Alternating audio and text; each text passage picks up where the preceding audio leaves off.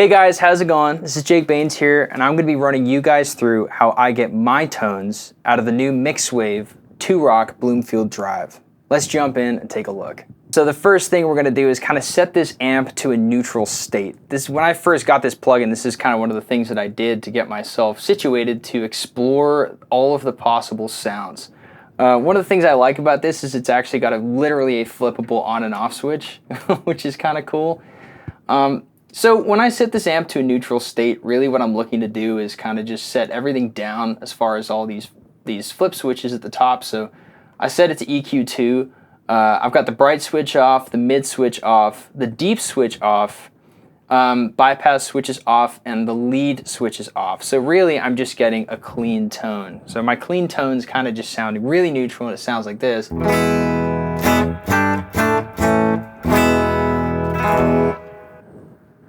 And with this clean tone, I'm going to make sure kind of my output is set to a situation where it is not clipping. And so I'm going to be looking out for these two little situations up here, right? If you find yourself in a situation where it's clipping, it's going to sound like this. And it's going to sound a little bit distorted, and you might be wondering, why am I not getting a clean tone? So I'm going to make sure that this is turned down enough so I'm getting a proper clean tone. So when I was going about setting up my tone, I kind of messed around with a lot of different parameters here just to make sure that the clean sounded good before making it distorted. I always kind of go for making sure that my clean tone is locked in before getting an overdriven tone, because really the clean is going to be the base of your overdrive anyways. So we've got a couple knobs to look at here. The first thing I always wind up adjusting is just how bright is my tone, right? And so with these treble and presence knobs, I kind of played with them both, and I found that I liked it pretty bright. I kind of brought them both to about 8. So the presence is at 8 here. My treble is at about 8 too. Brings it in kind of nice. The next thing I went and adjusted, I messed around with this bright switch, and I found that the bright switch when it was on sounded the best to my ears. Kind of brings in some of that Fender glassiness that Two Rock can bring in sometimes with their tone.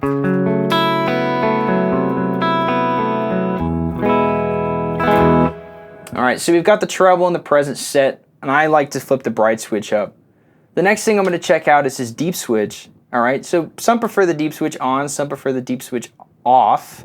Personally, I prefer it off, but just to give you guys a taste of what that deep switch might sound like with this clean tone, I'm going to flip it on. So here it is off. And then when I flip it on, it's going to sound like this. It kind of adds a lot of that bass. You really hear it on those lower strings. And then if you hear that, I'm clipping again, so I'm just going to bring that output down just a little bit. Now as you adjust this amp, because this amp on this plugin behaves so much like a real amp, as you change things and turn things up, you have to be mindful of your level, because it is getting louder and quieter. And so sometimes you'll either have to turn the output up or the output down. So I just had to turn it down because I put that deep switch on. It adds some of that lower frequencies in, which can bring the volume up. So bring this to neutral here. You can hear it really in those lower strings.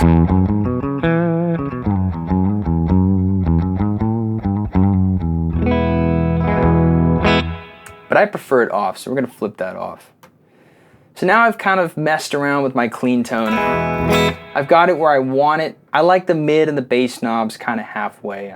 I think, you know, here it is with the mid back. It gets a little bit too thin for my liking, but if that's a sound you like, that's great. And it up, it's a little bit too on the nose. So I like it kind of straight down the middle. Same goes for the bass. It just sounds the best to me right where it is set.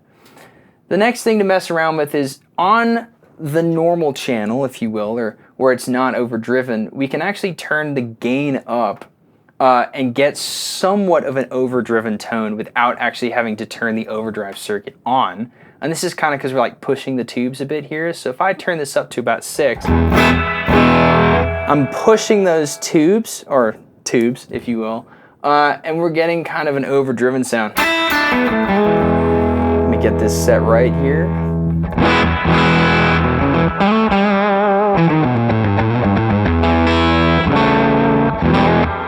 And you can hear that reverb acting there, so you can adjust your reverb right here.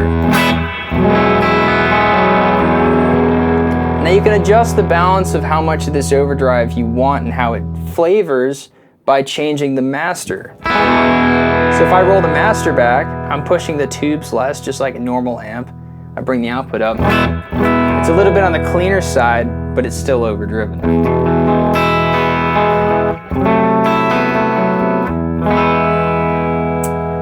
So that's kind of how you can get some overdrive, kind of like some mild overdrive. All right, so now we're going to go and check out the lead circuit. So the lead circuit, is the only way to pop that on is just by turning this lead switch up. When we turn this on, it actually engages the lead gain. And so the lead gain is where you're going to be able to control kind of like those preamp tube overdrive sounds. This gain knob is still active. So now we've got 4 knobs to sculpture our gain sound from, which is really cool. And I'm going to give you guys my favorite setting of those. I kind of like the sound of an amp raw, just like about to explode. And so you can really get that sound out of this plugin. I've never been able to get that sound out of any other amp plugin before, so I was pretty stoked when I got my hands on this to figure out that you actually could.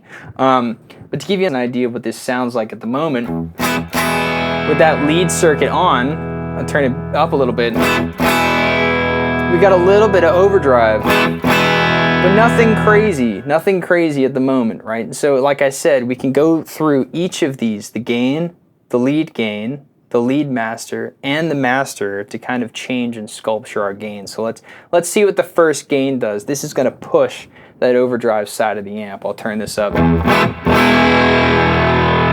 Gives us a pretty beefy overdrive.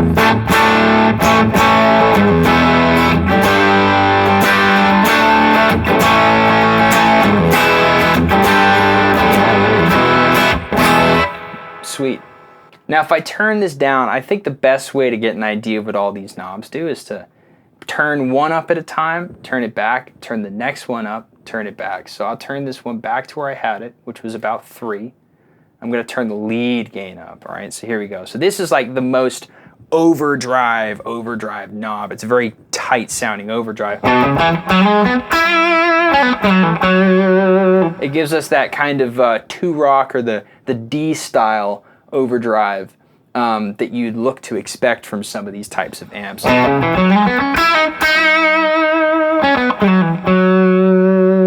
It's very touch sensitive, which is really cool because the touch sensitivity thing is kind of what you really want from these amps, but it's really hard to get that out of a plugin. But with the way that these have been modeled,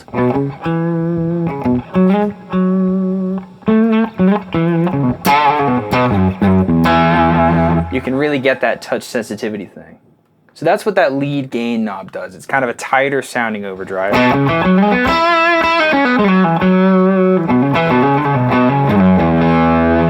And you can use this in pair with the gain knob and kind of bring in even more.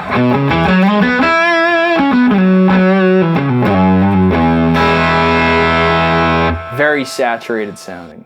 So we'll bring both of these back, and I'm going to show you now my favorite overdrive tone, and this is kind of my sound through this situation, which is blasting those preamp tubes. The way we're going to do that is by turning this lead master up and turning the master up, all right?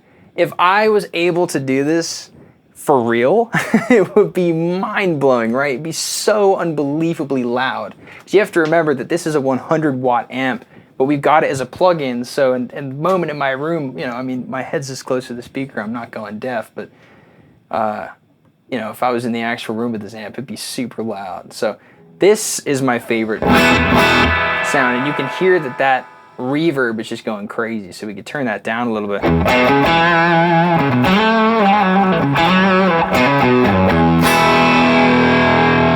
Super crunchy sounding, and that's with just the lead master up and the master up, but this gain and this gain are down, so it's really a lot of the power amp tubes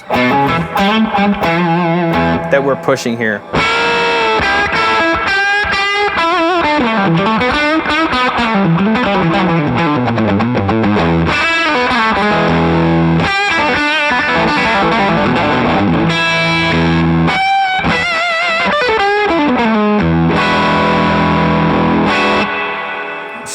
super nice overdrive, and I'm a big fan of that. And it sounds very organic, which I'm a big fan of. So now that we've got that going, there is a feature that I like to think of in my head as the more feature, but really what it is just the mid boost, and the mid boost is insane. So we've got already a lot of overdrive. But when we switch this mid boost on, it really kind of adds this hump that you kind of get from a tube screamer. Check this out.